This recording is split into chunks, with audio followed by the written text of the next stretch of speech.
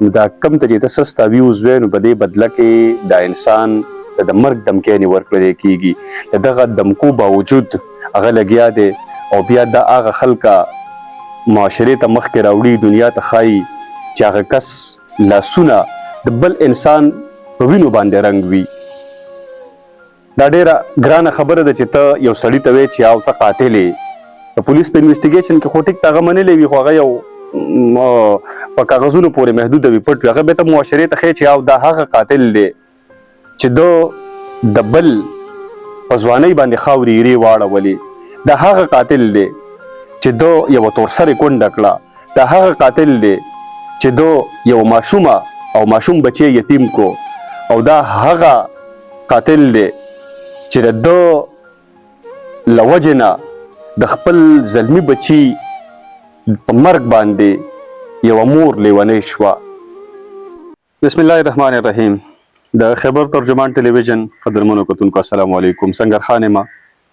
قدرمنو پرون په مشرق اخبار کې د هغه یوټیوبرز خلاف یو رپورټ شایع شوی دی کوم چې د جرایمو کهانیانې کور کوي، د کرایم سټوریز کور کوي. هغې کې خبرې داسې شوي دي هغه تاسو سره شریک کومه او بیا در سره حقیقت مخې ته ږدمه، چونکې زه په خپله باندې د نورو صحافتي هلو ځلو سره کرایم سټوریز کور کومه. ذاتي طور ما څه لیدلي دي او په دې رپورټ کې څه دي دغه فرق ستاسو مخې ته ږدمه. په دې کې اولنۍ خبره دوی دا کړې ده په دې رپورټ کې چې یوټیوبر کا 93 ملزمان سے زبردستی اعتراف جرم کرانے کا سلسلہ جاری. دا خبره بالکل بی بنیاده ده او یو بیسلس خبره ده. کله چې د کرایم سټوریز کوونکي هغه که صحافین دي او که هغه یوټیوبرز دي چې دانې ته لاړ شي، تر هغه وخته پورې دوی ته د ملزم سره د میلاوېدو د انټرویو اجازت نه ورکړلی کېږي تر څو پورې چې پولیس انویسټیګیشن کمپلیټ کړی نه وي. څو ځله ما سره داسې شوي دي، زه تللی یم پولیس تانو ته ما کالز کړي دي، رئیس جو له طرفه د انویسټیګیشن افسر له طرفه ما ته دا خبره راغی، جواب میلاو شوی دی چې یاره ورځ صبر وکړه، ګنټې صبر وکړه، چې کله زموږ انویسټیګیشن کمپلیټ شي نو بیا به موږ تا سره ملزم میلاوو. یو خو دا ده چې انویسټیګیشن الریډي کمپلیټ شوی وي، ملزم په هغه انویسټیګیشن کې خپل جرم منلی وي، بعد د هغې نه دغه چې کوم انویسټیګیشن وي هغه چې هر څوک ځي که یوټیوبر ځي که صحافي ځي نو متعلقه پولیس سټیشن د دغه کس مخې ته د انویسټیګیشن کیږي او بیا دغه صحافي یا یوټیوبر دا د دغه انویسټیګیشن په تناظر کې د دغه ملزم نه تپوسونه کوي. خبر په دې کې دا کوي چې یاره دا یوټیوبر چې دي نو دا سستي ویوز او د ډالرو د ګټلو لپاره دوی دا حرکت کوي. نو په دې کې زه یو خبره د ریپورټر رور ته واضحه کړمه چې دا ته کم ته سسته ویوز وی که نه، دا سسته ویوز نه دي، دا د مرګ په بدله باندې اخیستلی شوي ویوز دي. تاسو چې کم کس کرایم سټوري کوي هغه وګورئ، هغه ته د مرګ دمکیانې ورکړلی کېږي، هغه ته کنځلې کېږي، بدې ردې ورته ویلی کېږي. بذات خود زه د دې سیز ویکټم یم. ما چې څومره سټورۍ کړي د کرایم ما سره په ریکارډ باندې هغه دمکیانې موجود دي. ما ته دمکیانې راکړلی شوي دي، د مرګ دمکیانې راکړلی شوي دي. دا دمکي راکړلی شوی دی چې یاره دا ویډیو ډیلیټ کا، که ډیلیټ یې نه کړه نو موږ به تا سره داسې وکړو کوم چې موږ د دې بل کس سره کړی دی. دا خبرې په ریکارډ باندې موجود دي. نو روزانه دا اسانې خبرې نه دي چې ته وایې چې سستې ویوز و دې کې چې څوک هم دا سټورۍ نه کوي. زما نه علاوه تاسو د بل چا نه معلومات وکړئ کوم کس چې دا کرایم سټوریز کوي چې هغه د کم قسمه خطرو سره مخ دي، د کم قسمه دمکیانو سره هغه مخ دي.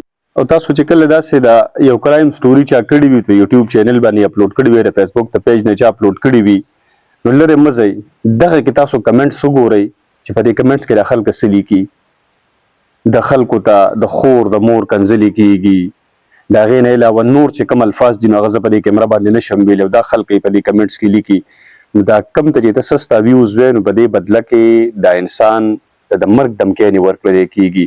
د دغه دمکو باوجود هغه لګیا دی او بیا دا هغه خلکه معاشرې ته مخکې راوړي، دنیا ته ښایي چې هغه کس لاسونه د بل انسان په وینو باندې رنګ وي. دا ډیره ګرانه خبره ده چې ته یو سړی ته وایې چې یاو ته قاتل یې. د پولیس په انویسټیګیشن کې خو ټیک ته هغه منلی وي خو هغه یو په کاغذونو پورې محدوده وي پټ وي. هغه بیا ته معاشرې ته ښیې چې یاو دا هغه قاتل دی چې ده د بل په ځوانۍ باندې خاورې ایرې واړولې. دا هغه قاتل دی چې ده یوه تورسرې کونډه کړه. دا هغه قاتل دی چې ده یو ماشومه او ماشوم بچی یتیم کو.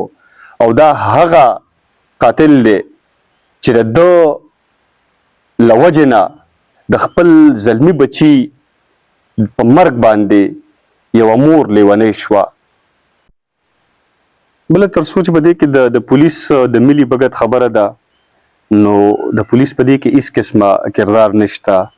پولیس چې دا یوټیوبرز یا د صحافین هلته کې لاړ شي نو پولیس ته خپل جیبه په دې خلکو باندې چای هم کوي روټۍ هم کوي او په بعضې کیسز کې دوی له د خپل جیبه د سینجۍ لپاره او د پټرولو لپاره پیسې هم ورکوي. نو هغوی ته په دې کې پولیس ته په دې کې څه فایده ده؟ پولیس خو په دې کې الټا تاوان کیږي. بله خبره دا ده چې د پولیسو داسې قسمه سټوري کور شي د هغوی حوصله افزایي وشي د هغوی چې دغه کم کردار دی هغوی هم د مرګ سره لوبې کړي وي.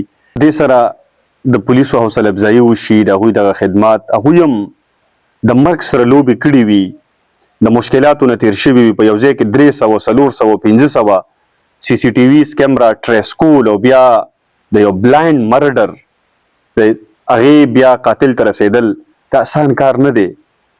پولیس په دغه باندې خپل ریسورسز استعمال کړي وي خپل انرژي په دغه باندې استعمال کړي وي په دغه باندې خپل وخت لګولی وي.